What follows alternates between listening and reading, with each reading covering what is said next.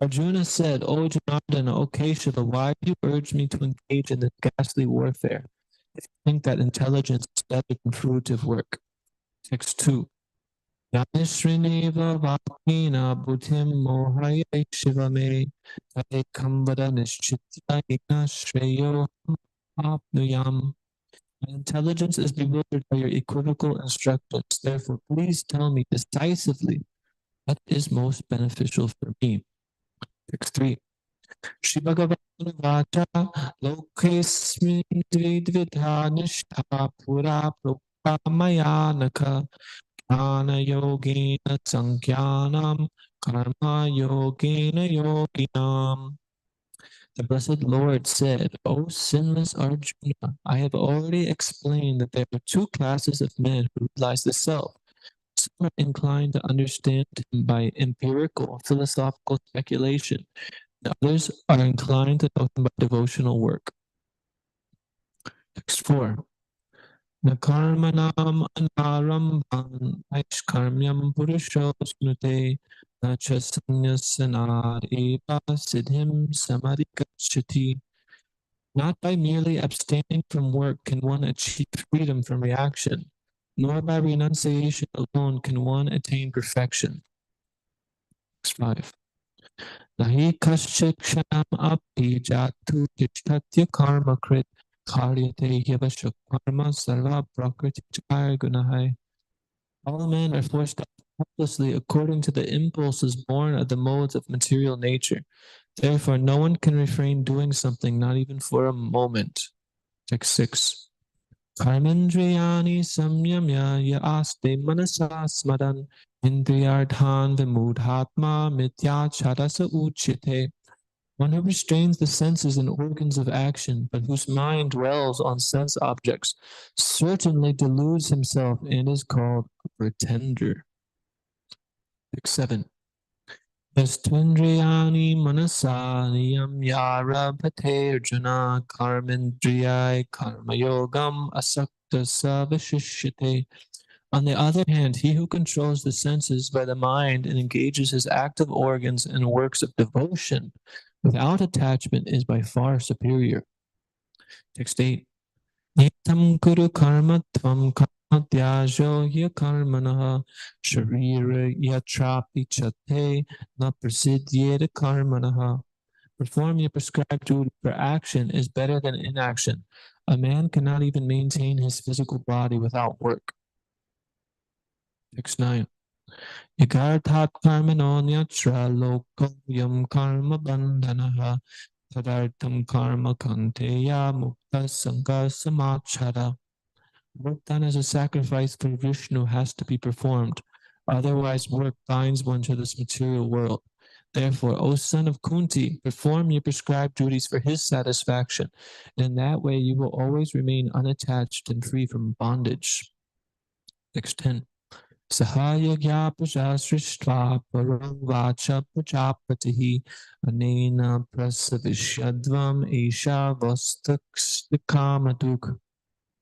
In the beginning of creation, the Lord of all creatures sent forth generations of men and demigods, along with sacrifices for Vishnu, blessed them by saying, Be thou happy by this yajna, sacrifice, because its performance will bestow upon you all desirable things. In text 11. Devan bhavaya tanina te deva bhavayantuvaha parasparam bhavayanta shreya param avapsyata.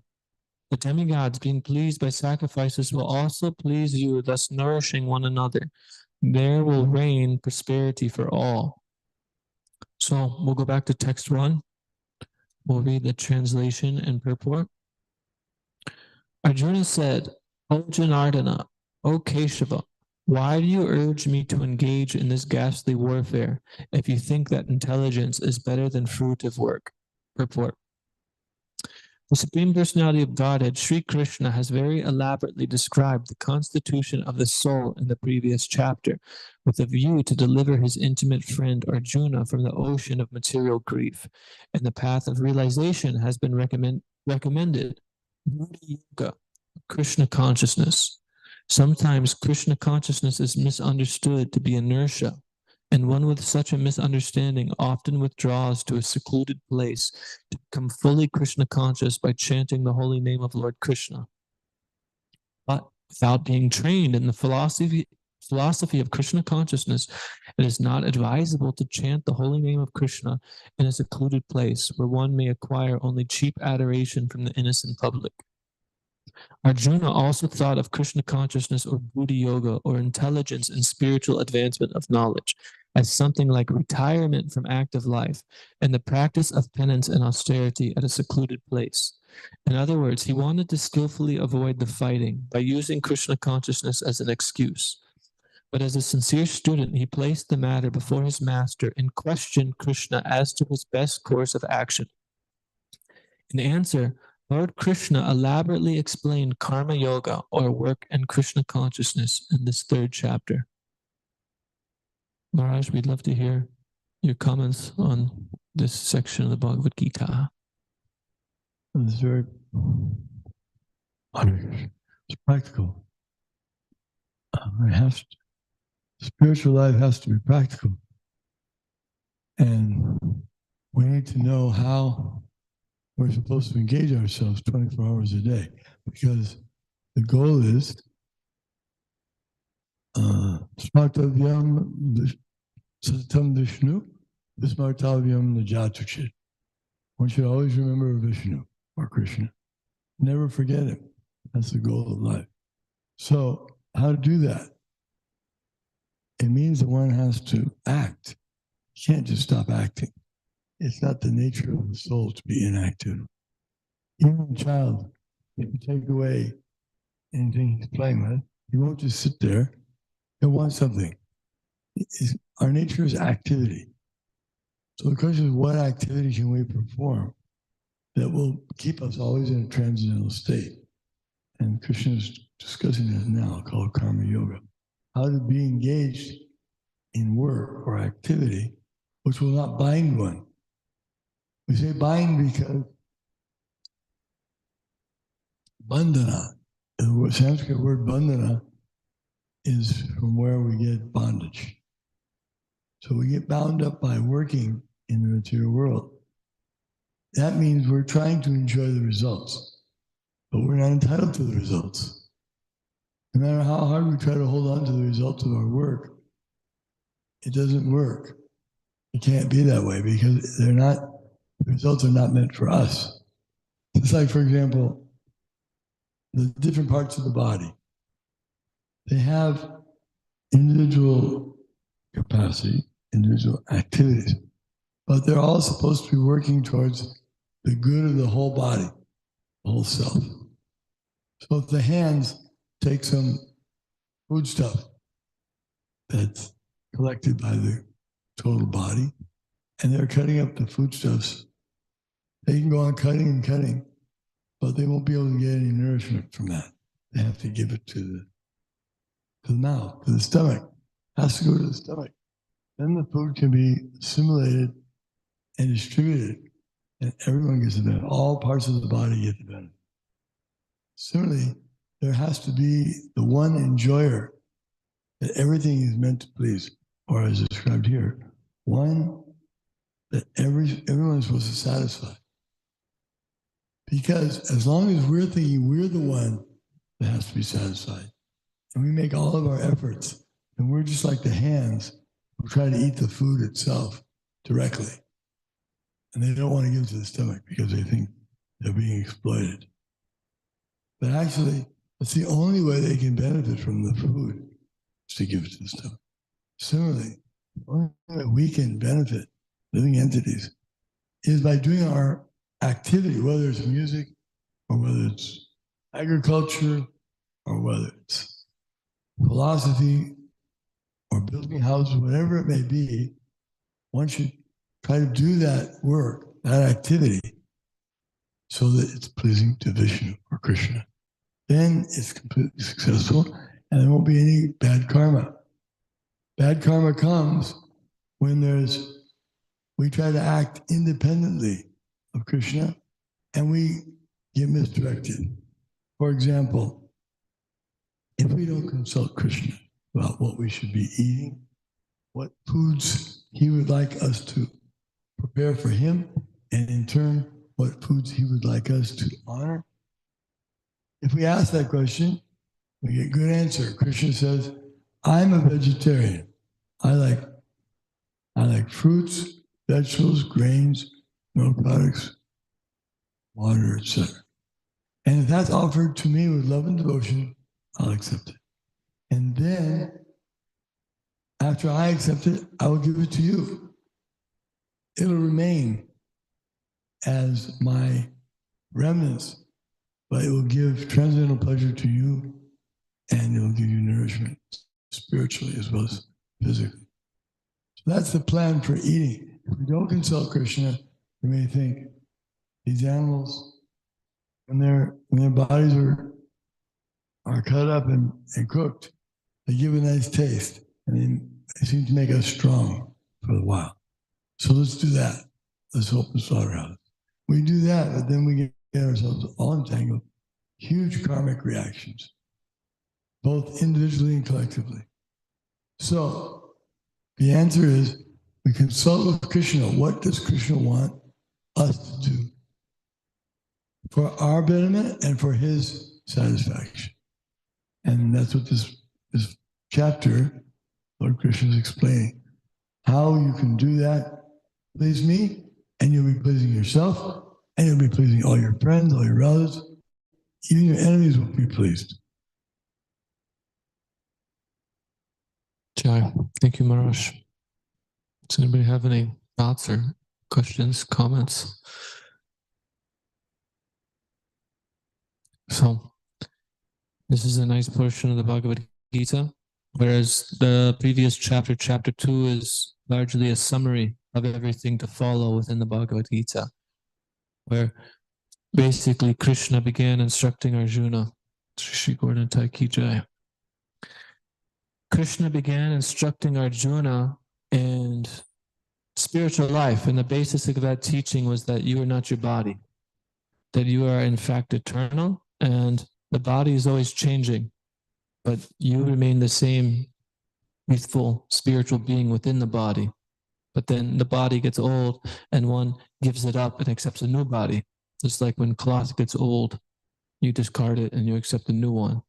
But our conundrum is that we come into a temporary situation and we think it's all in all, that this is me, and you were raised in a certain way, you had a certain family, you live somewhere, we all have our own identity that comes with this persona, and we think so much of this as us.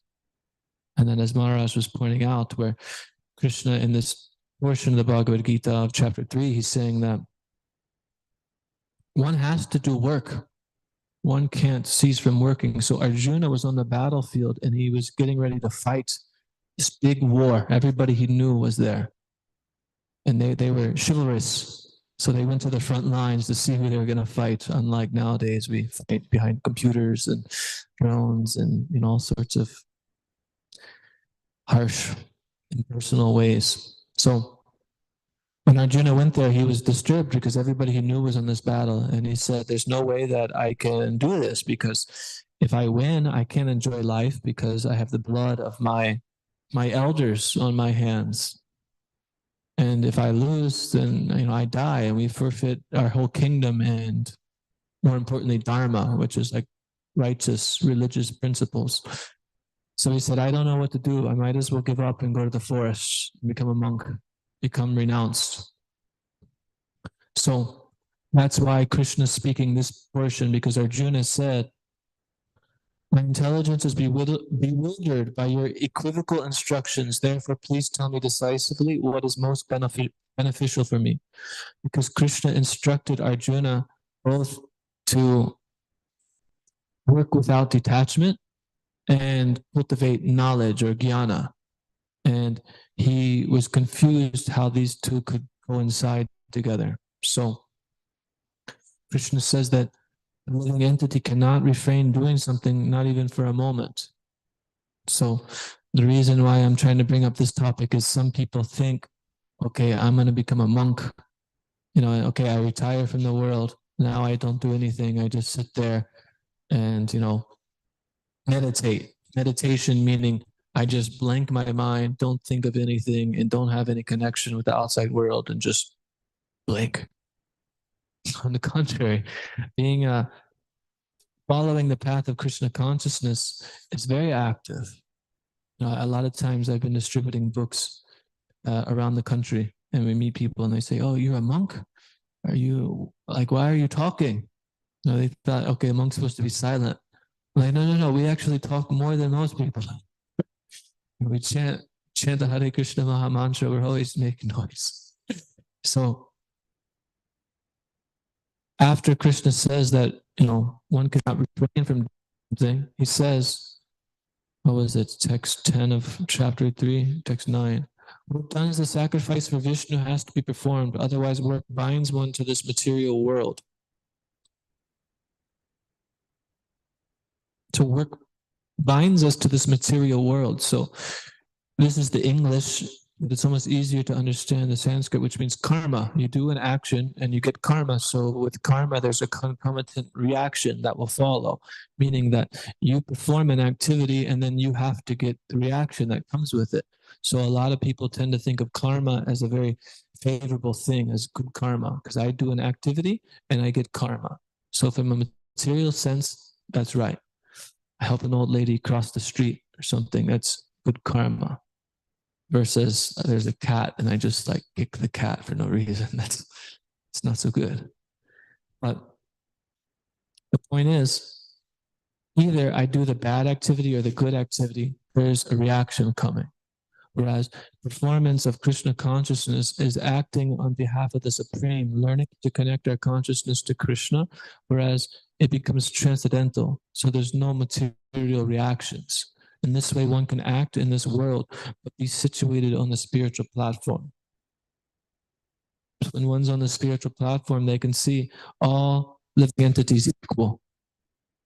This lady crossing the street, there's a spirit soul within this body, which is like a machine, and the cat that might get kicked, he is also a spirit soul within this body. So they're both the same, but why is one in a more favorable position and one in a less favorable position? It's all due to our past karma, our past activities, the way we've carried out life. This is why some people are born immensely rich. Some people are born with so much beauty, so much, how do you say, charisma or skills, like musicians, athletes.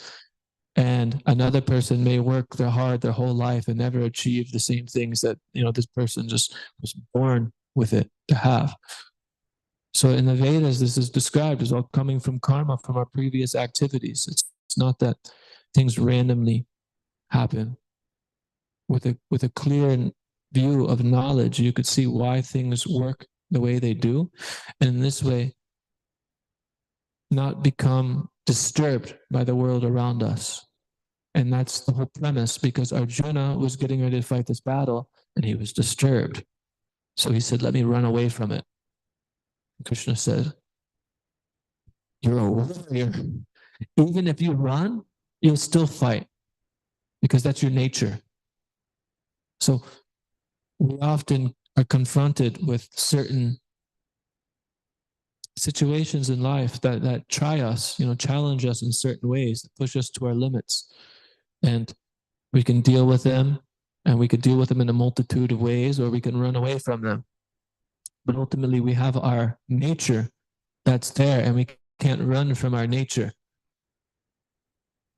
So the whole, from like this point where I'm speaking to the whole rest of the Bhagavad Gita, Krishna is speaking knowledge and wisdom to convince Arjuna to use his nature as a warrior, as an offering to God, as an offering to Krishna.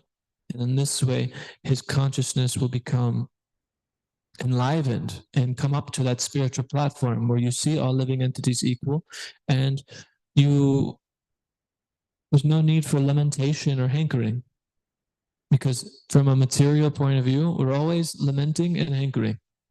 We're always thinking, oh man, if only I would have done this when I was younger, I'd be so much happier now. in the future, I just need this one last thing. Once I get this one thing, then my life will be perfect. Or is it just me? We get this one thing. It's like, that's the final piece of the puzzle, waiting for it to come in the mail and everything. And then it comes and then, oh, that's not what I thought it was going to be. And then the search continues for that one piece, that just like puts everything together. But it will never come because we're always hankering and lamenting. But somebody who's situated on the spiritual platform is always satisfied because they can see clearly what's going on. Is that, okay, I'm a living entity. I'm in this body, which is like a machine. It's being, how do you say, like it's operating through the faculty of the senses, seeing, smelling, hearing. So then we're being driven by these senses around life. And I guess since I talked about it, I'll pull up this picture, which is in all these books. If I could find the right page, I think it's plate 43. No, that's Krishna.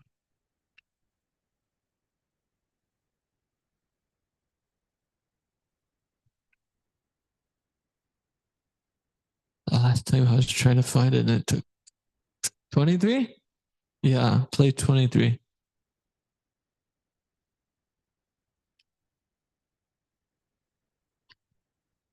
Yeah, plate 23. So I like to show this picture because it clearly demonstrates what's going on. Somebody help them find it. There's like it's not a page number. There's like a portion of pictures. And then like that's plate 1 through like 15 or something. You got to go to the next section. There's more throughout, like deeper in the book. Yeah, plate 23. Yeah, I think it's there. Just keep going a little further. It's right after they, yeah. So you could see there's a chariot being pulled by horses. So these horses, there's 5 horses. They represent the senses. You could see there's an eye, a nose on it, an ear, tongue, so forth. So then there's reins that are attached to the horses. The reins are what make the horses go, and then a driver, and then a passenger. So it's described as that his reins are the mind. The mind is attached to the senses. And with an uncontrolled mind, the senses are just pulling us everywhere, anywhere and everywhere. So then intelligence is the driver. So if there's a very high intelligence, then there's a driver to control the mind, to direct the wanderings in a certain way. And then this person in the back, the passenger, this is the soul. And the chariot represents the body. So the spirit soul that's within the body, and then there's the mind, which is being pulled endlessly by these wild senses. And if not for intelligence, then they're completely just out of control. And yeah.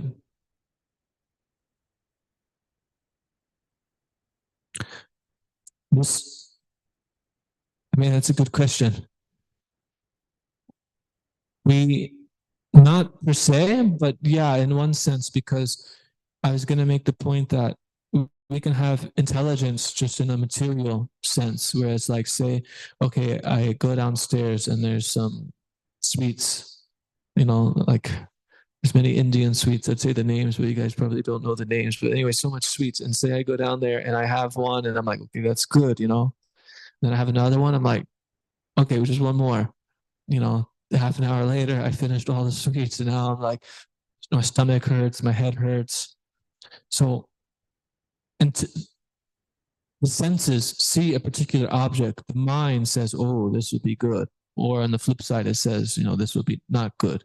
The intelligence uses discrimination to apply, what's the proper action to do in that situation. And obviously, like, a 5-year-old's intelligence would be different than, us who has more experience. But then the passenger has nothing to do with this at all, which is the soul. So we're just like the witness of all this going on. But if we're more closely identifying with the body to be ourself, then we're very, very like entangled in that whole narrative. It's like, going to see a movie and then like you like enter into the movie through like a first person view or something, where you're starting to identify with the character itself. Whereas the person who's on the spiritual platform can see that I'm not my body, and the body is just doing the things that it does, and I actually have nothing at all to do with it. So it takes a certain level of realization to do that, but by practicing and applying. But as far as your question goes, what we're trying to do is to use the intelligence that Krishna provides us and have that be what's directing our chariot, our life, because that's the intelligence which is absolute intelligence. Whereas in the material sense, intelligence, it'll be relative, meaning one person has their experience and it may be true to some extent, and then another person with the same exact thing has a different experience. So like the same analogy about food, I make a chutney, like a sauce, and I make it like very, very spicy. And this one devotee comes and tries it and he's like, "Man, that's amazing." So then, his intelligence has a certain connection and he does more. And then another person goes and tries it, like, "That's the worst thing ever. I'm never coming back here again."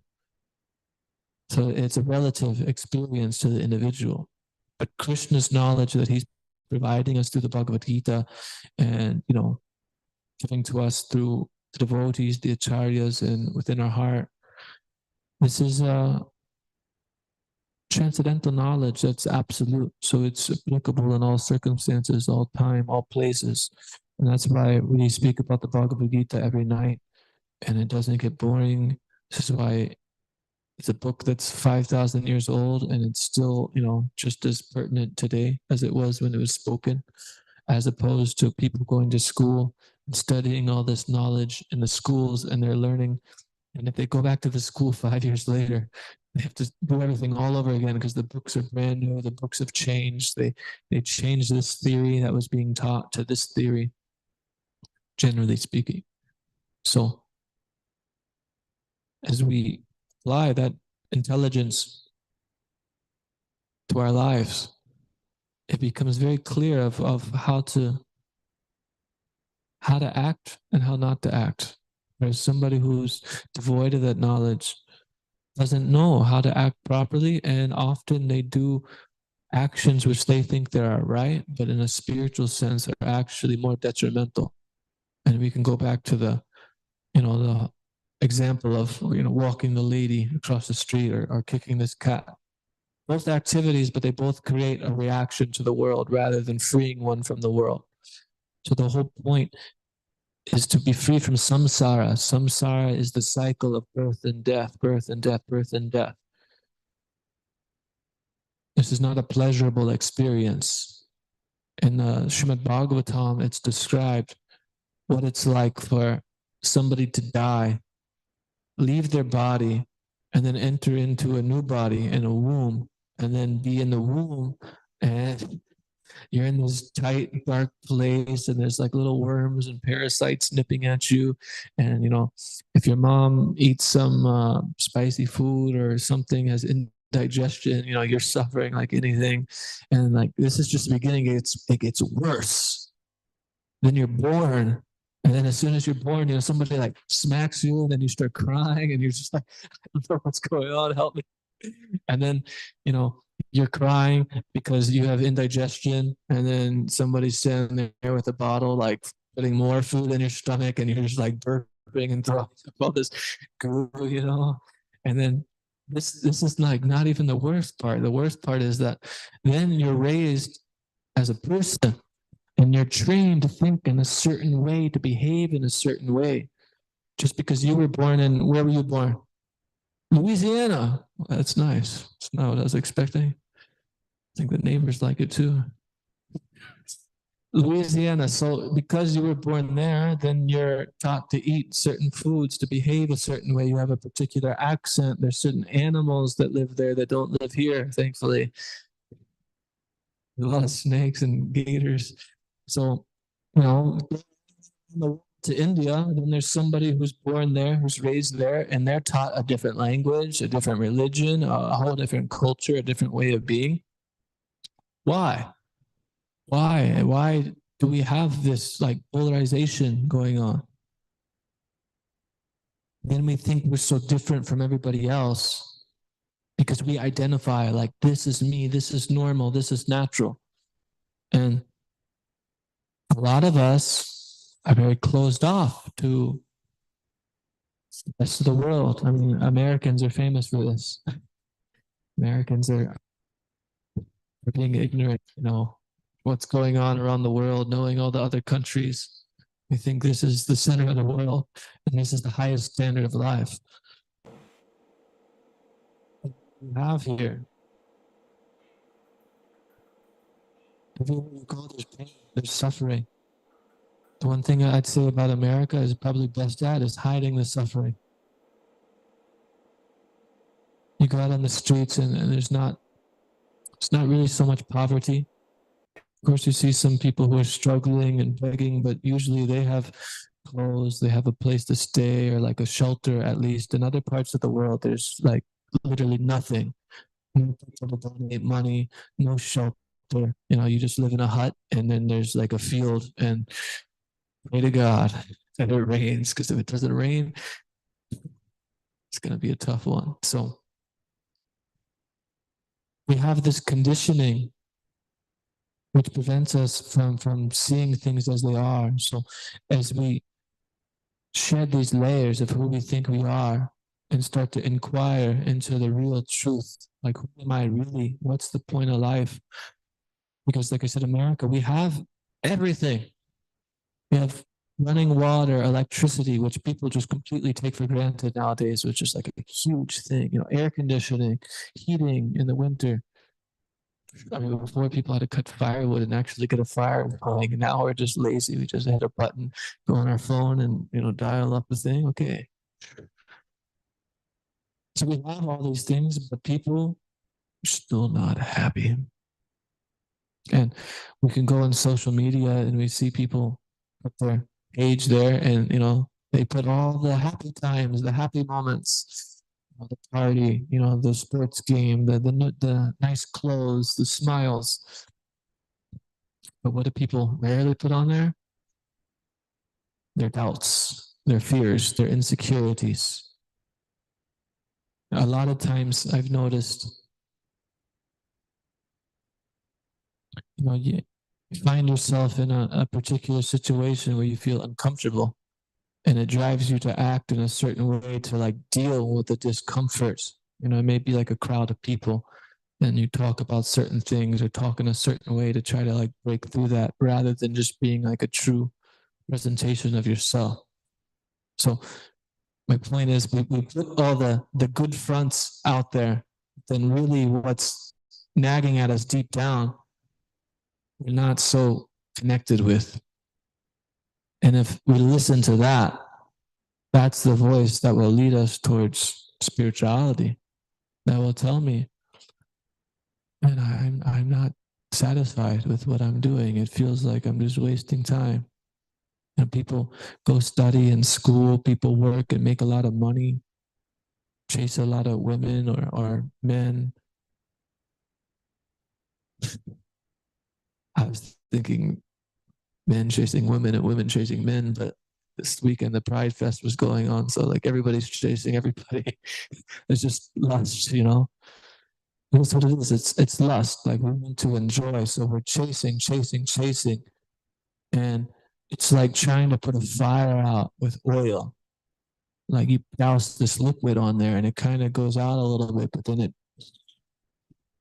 comes back hotter and hotter and hotter.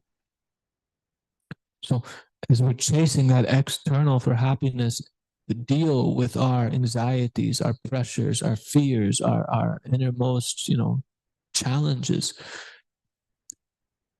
it's It's blocking us from seeing it. So, as practicing Krishna consciousness, a core tenet of our philosophy is high thinking, simple living. Because if one really taps into this knowledge, they realize I don't need anything external to be happy.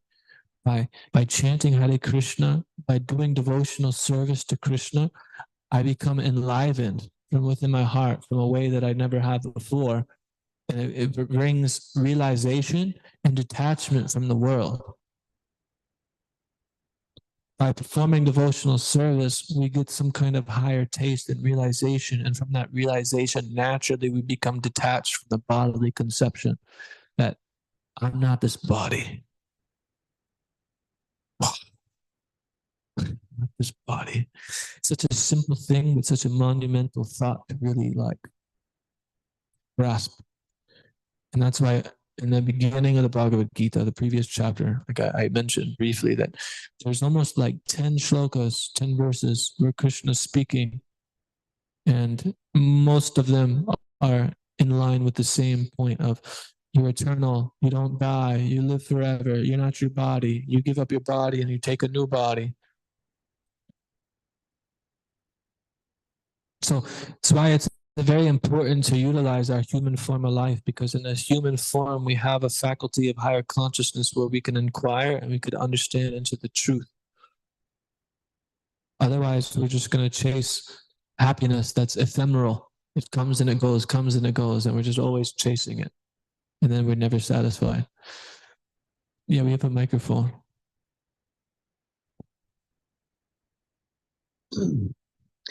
I was wondering if you have spiritual knowledge of an action that you're performing and you know it's a not so good action, would that increase like the karmic backlash of that action when you're like doing it when you know better versus not knowing better? You want to answer? You were just talking about it in the Sri Upanishad.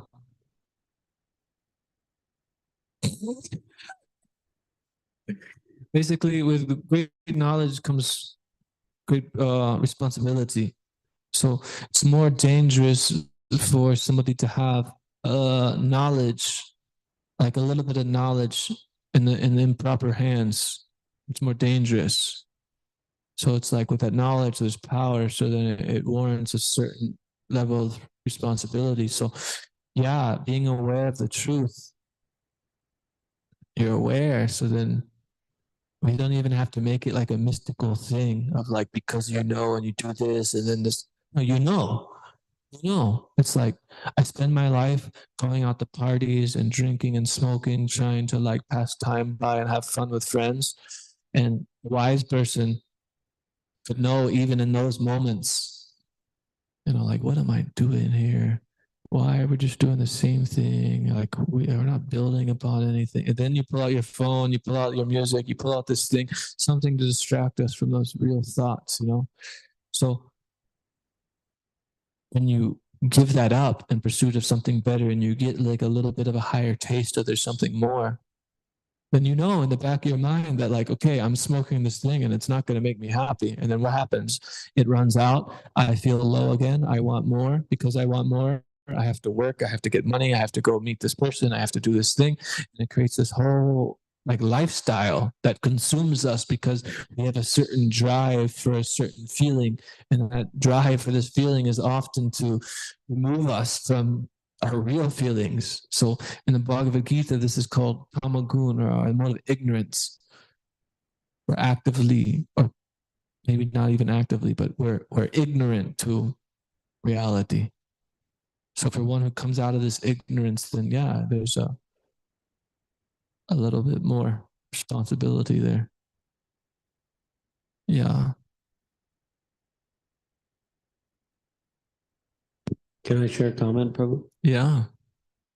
So I know Dayton. My name is Magadari. What's your name? Brandon? Nice. Good questions, gentlemen. So I was gonna say that on this idea of Krishna like driving our chariot, right? Krishna actually drove Arjuna's chariot 5,000 years ago. That actually happened. And we are here in this body, which is like a chariot. And inside of this body with us is the super soul or Paramatma. So he actually is inside of this body also, and he is sanctioning and giving, basically sanctioning all the activities. So it's described in the Vedas that there's two birds inside the tree of the body. One of the birds is searching here and there, looking for fruits. Basically, he's trying to enjoy materially. And then there's another bird who's looking compassionately upon the first bird and hoping that the frantic bird will just realize that all his needs are satisfied simply by a loving association with the first bird, the peaceful bird. So that peaceful bird is actually Krishna or the super soul, Vishnu. But so that's actually happening, but we have to allow Krishna to guide us with our free will. So we allow him to inform our intelligence. So it's like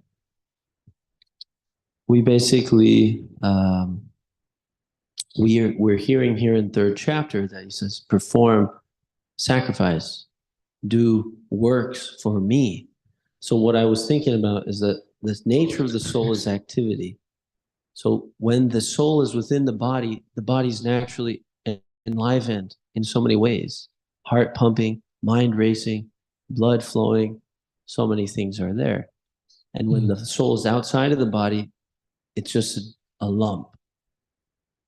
So the soul is naturally, it's the characteristic of the soul is activity.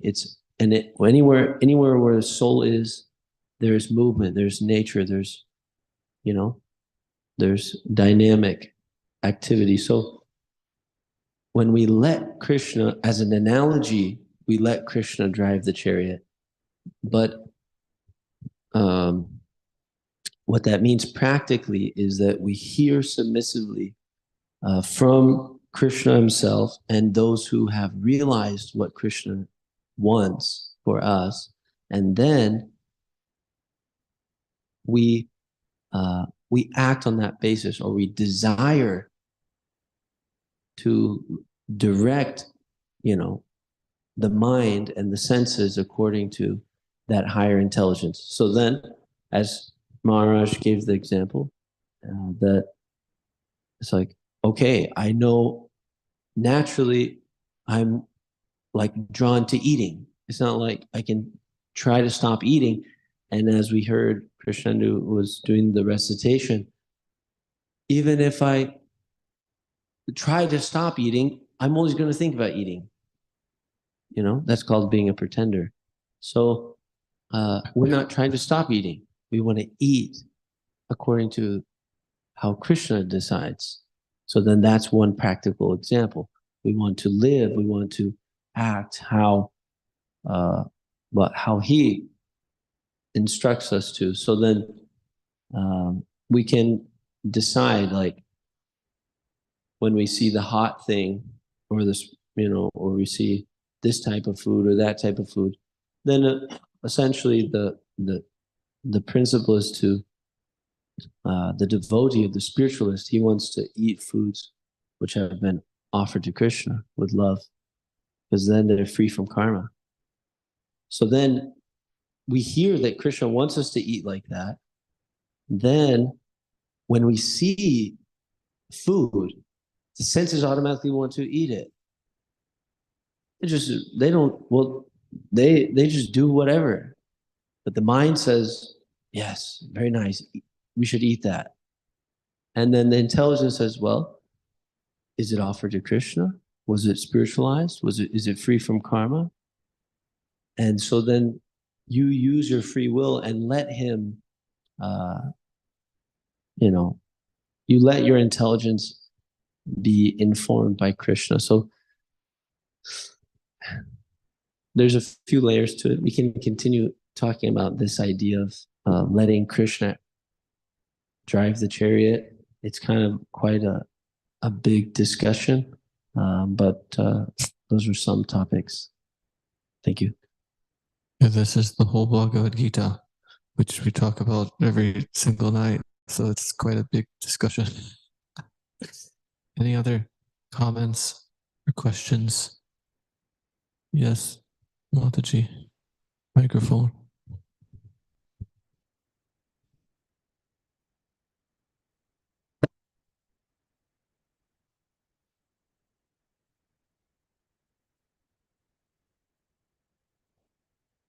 Hare Krishna. I was just talking to a Mataji who said that she was at one point vegetarian or vegan, and she had all these bodily ailments. And I think, I guess it's probably some type of karma where you got issues with your body, and if you have to eat meat to solve them, I think you should. But she started doing that. And then I guess she got more in touch with like her native roots and their practice of like honoring every single part of the animal, and that we are supposed to be omnivores and things like this. And I suppose, because like she was explaining how it's like a step, I guess, from our kind of mindless, selfish eating in the Western world, where it's like, be more intentional with your food. She's like saying, these animals should follow a nice life, and then they can be killed to be eaten.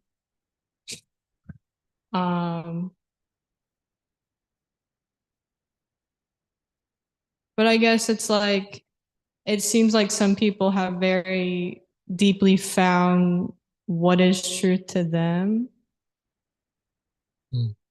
in some type of practice. And I'm like, I guess I'm trying to ask him, like, is this like an example of maybe this person's step towards getting closer to Krishna, maybe in a way? You can kind of see it, because she was detailing just how personal this gets. And I'm like, okay, she's trying to honor life and get more closer to the root of her food, trying to be more caring towards other living entities, if that makes sense at all. Yeah, this makes lots of sense. I mean, in one sense, it's a step up from our modern culture where we just go to a store or a restaurant and you just see meat that's packaged, and it's pretty disconnected with the whole death thing, which we all try to avoid. So that's why I was making the point that America's good at hiding these things, so it's there ready to go to enjoy. We're cutting out the hard part. So to see living entities that way and honor it all, it's definitely a step up, but it's not necessary. I mean, different people have different bodily types. I mean, to look at it even deeper, where like some people are born in like the far northern parts of like Canada, like these Inuits, they have to eat like no vegetation that grows there throughout the whole long winter time. They have to have meat, and like they eat lots of whale blubber that like gives them like the energy and to survive the cold winter. So that's definitely attributed to karma, because if you're born in a certain place, whereas you could be born in India, there's so many fruit trees and so much everything. But in the Vedic culture, people are vegetarians, lacto-vegetarians, meaning they keep a cow. The cow has very nutritious milk, especially ghee, which is super essential, not just for the body, but for offering sacrifices to Vishnu. Keep in mind, they didn't have petroleum and gas and all these things to just go light a candle. So ghee is like the It's like the essence for this. Ghee is the clarified butter, if you didn't know. Anyways, that people promote veganism because they want to not harm the animals at all, but it's not so natural because your body requires certain nutrients and certain things, which if one has a lacto-vegetarian diet, one can get all of these required nutrients through the milk, through the grains, the vegetables, and it needs to be well balanced. So I guess I'm trying to say is a lot of people are swayed by veganism as a way to not harm living entities, but it's dependent upon a whole society that travels things around the world and makes like different supplements and other fads to add to your body. Things that are processed is what I'm trying to say, rather than just simply natural. I mean, there are raw vegans who do this whole thing, but it's, from what I understand, often a struggle. It's kind of dangerous in a lot of ways, where these things are of a lower conversation, which ultimately what Magadari was saying is that, you know, like, is this offered to Krishna? And what Maharaj was saying, what does Krishna want me to eat? So this is the utmost importance. But if somebody's eating that and they're not able to sustain themselves, then yeah, I mean, maybe I'm not going to say they should go eat meat, but maybe they should work on the problem and figure out why. Because in India, traditionally, the whole country was vegetarian except for Muslims. And even now, majority of people are still vegetarian, and people have been living for a long time that way. It's not like they're weak and not able to do anything. So, you know, there's definitely a way to do that.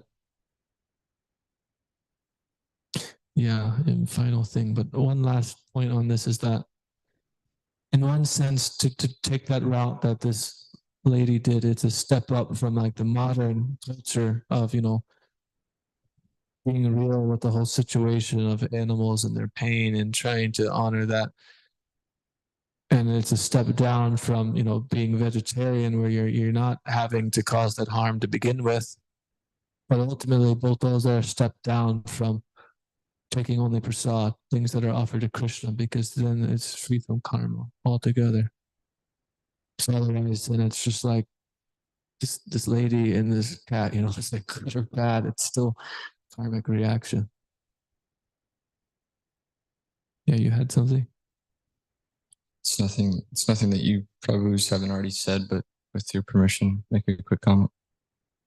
It was about the mantra 11 from Sri Ishopanishad. I felt it kind of applicable to this question too, in that there's a quote from Prabhupada where he says, the hands of society are safer in the hands of the less educated than in the hands of men with so-called advancement in knowledge. And he actually compares it to a cobra being more dangerous when it has a jewel on its forehead, on its hood, because one might be much more enticed to grab that jewel, but it's on the hood of a cobra. It's not anything that you should be engaging in. So I found this very applicable to someone who is searching in an area of knowledge that is not absolute.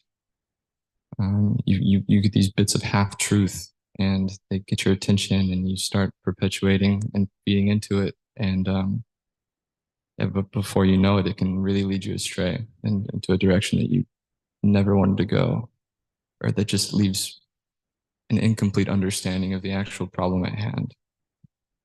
So, thank you. Hare Krishna. You know what's worse than that?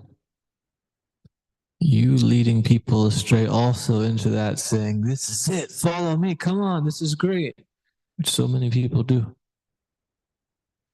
Okay, any other final comments or questions or words, thoughts, reflections, doubts? Okay, Srimad Bhagavad Gita as it is, Ki Jai, Srila Prabhupada Ki Jai, Shri Shri Gauradantai Ki Jai, Pancha Kapatarubhyas Chakripasandabhi Vacha Patitanam Pavanabhi Vaishnavebhyo Namo Namaha.